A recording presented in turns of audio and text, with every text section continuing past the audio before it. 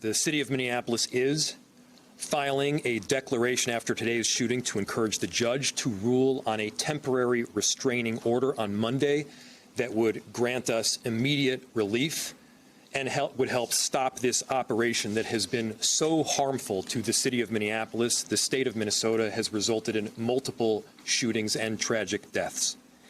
I have formally requested assistance from the National Guard to support the limited number of officers that we have in the Minneapolis Police Department. We have around 600 officers in total. Days off have been canceled.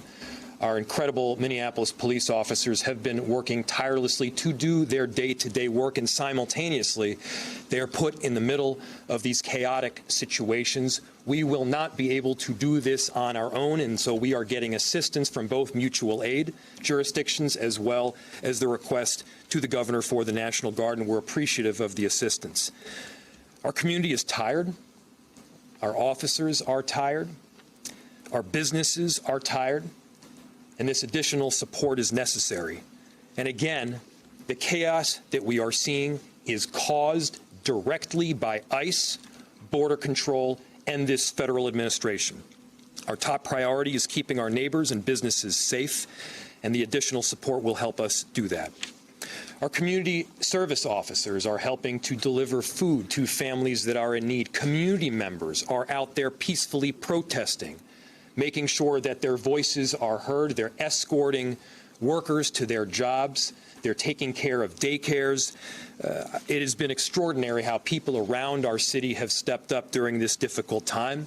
And there is an incredible group of leaders in senators and members of Congress that are here with me to deliver a powerful message in just a couple of minutes. We're also working closely with our immigration task force to make sure that clear and transparent information is coordinated. We'll continue to do everything in our power to keep our neighbors safe and to stand up for our immigrant communities. Most of the protests that we've seen have remained peaceful. Let's keep it that way.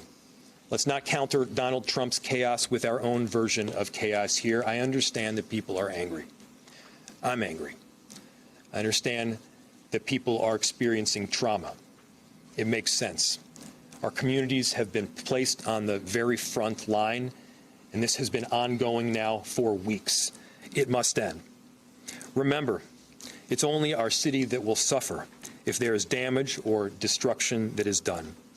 Finally, to the victims' family and friends, our hearts are with you. Our love goes out to you. I know that there is nothing that I can say right now that will ease the pain. But I hope you know that Minneapolis cares deeply for you. There are 435,000 residents that will do everything possible to stand with you. With that, I'll turn it over to Chief O'Hara, who can give more of an update on the plans for tonight.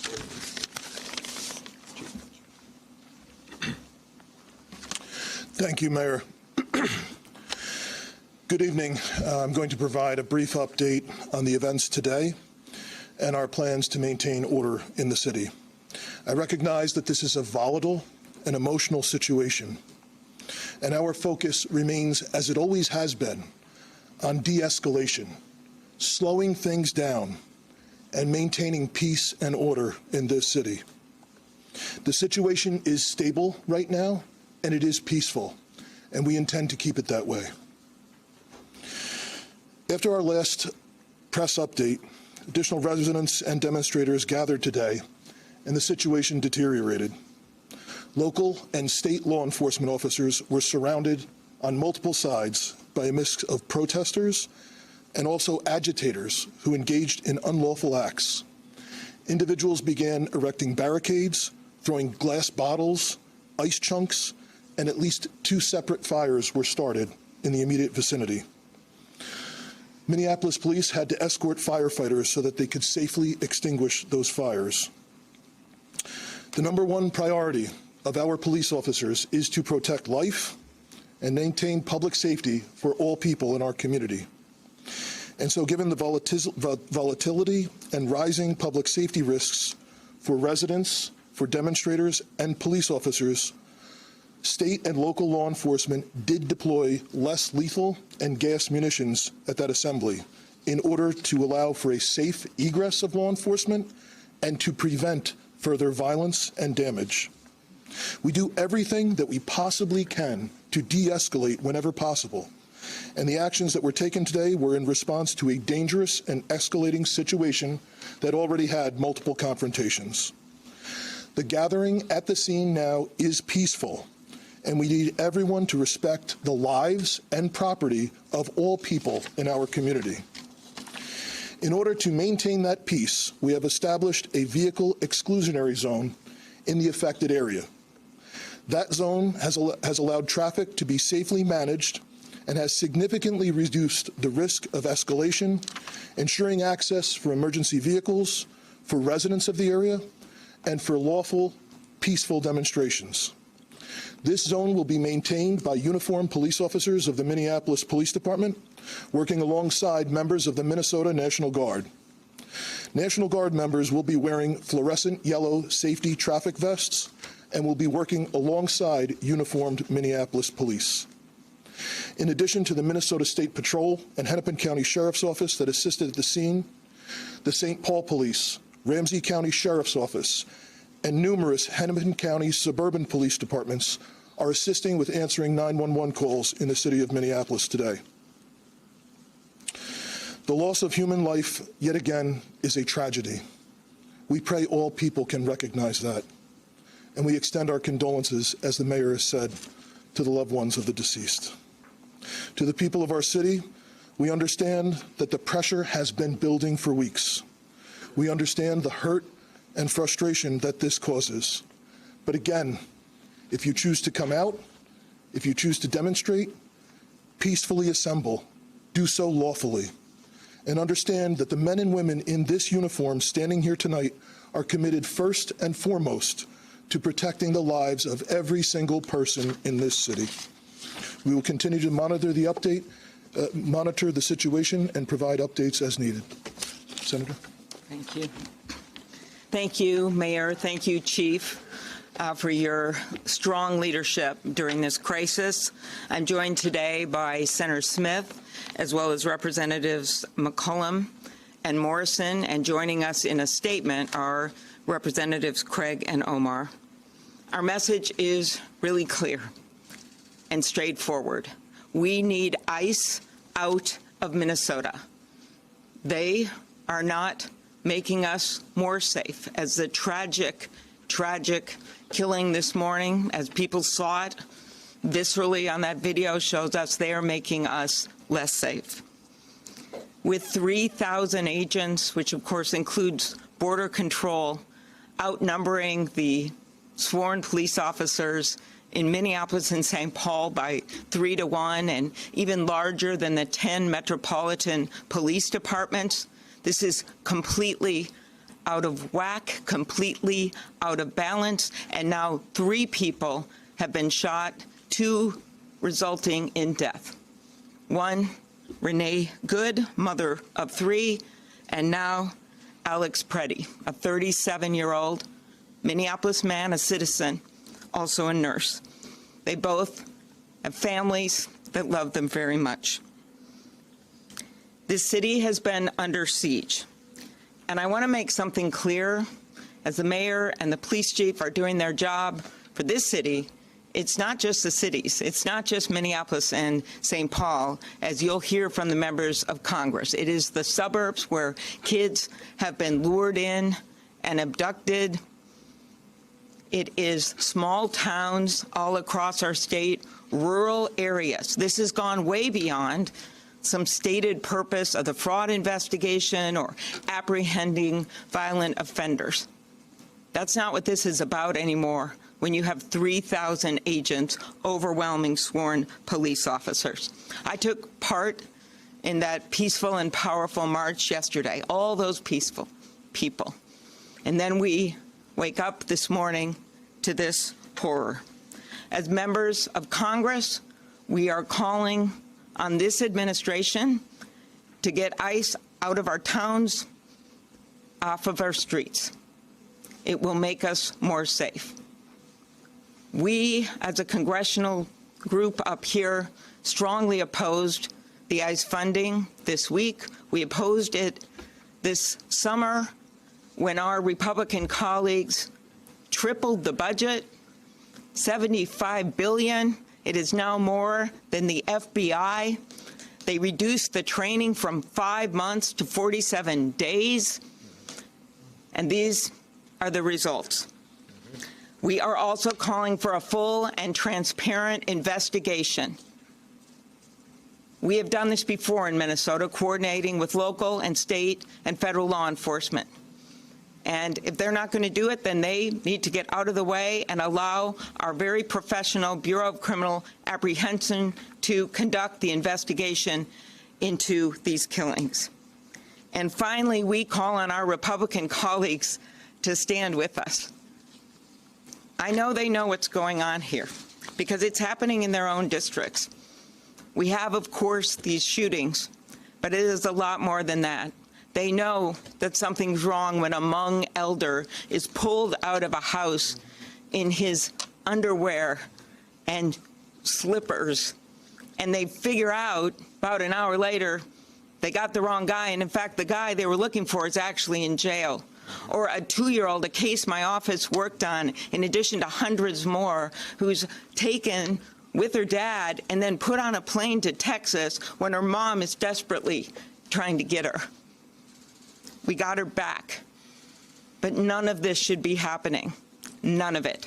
So we call on our Republican colleagues to join us because we have warned this administration. I have personally warned them that there would be more deaths, that more of this would happen. And clearly they're not listening. So we ask people around the country to talk to their Republican representatives to make clear that this is not the America that is ours. This has got to stop. And with that, I turn it over to my colleague, Senator Smith. Good afternoon, everyone. So today, federal agents beat and then shot multiple times and killed 37-year-old Alex Jeffrey Preddy, a U.S. citizen, a Minneapolis resident, and a VA nurse. Eyewitness video shows, once again, reckless, violent, and dangerous federal agents taking the life of a Minnesotan.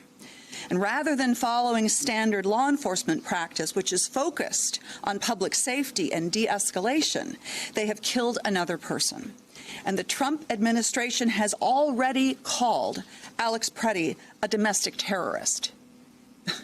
He was a nurse. We send our heartfelt condolences to his family and to his friends. And all Americans should be outraged at this unaccountable, violent federal force which is operating with impunity in our city. And you need to know, America, that if it can happen here, it can happen in your community too. So we gather here to say, first, I want to say to the President, you must stop Operation Metro Surge immediately and send these ICE agents home so our communities can be safe.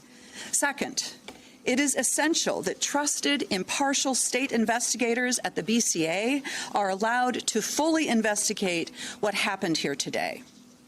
Third, I urge my neighbors to express our grief and outrage at this killing and at the federal invasion of our cities peacefully and with the love that we showed yesterday when so many thousands of us showed up in support of our community.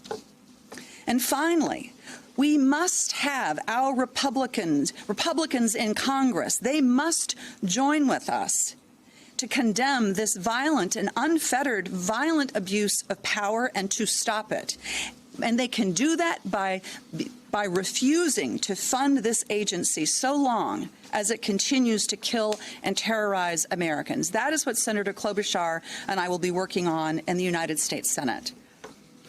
And I just want to close by thanking so much the local law enforcement and fire departments, not only here in Minneapolis, but all across the state that have been doing everything that they could, everything that you can to keep our cities safe.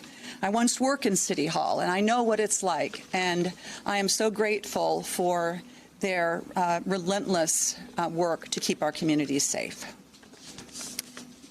Representative McCollum. Thank you.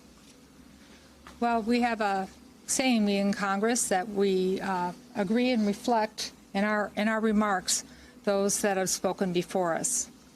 So I'm going to take a slightly different tact.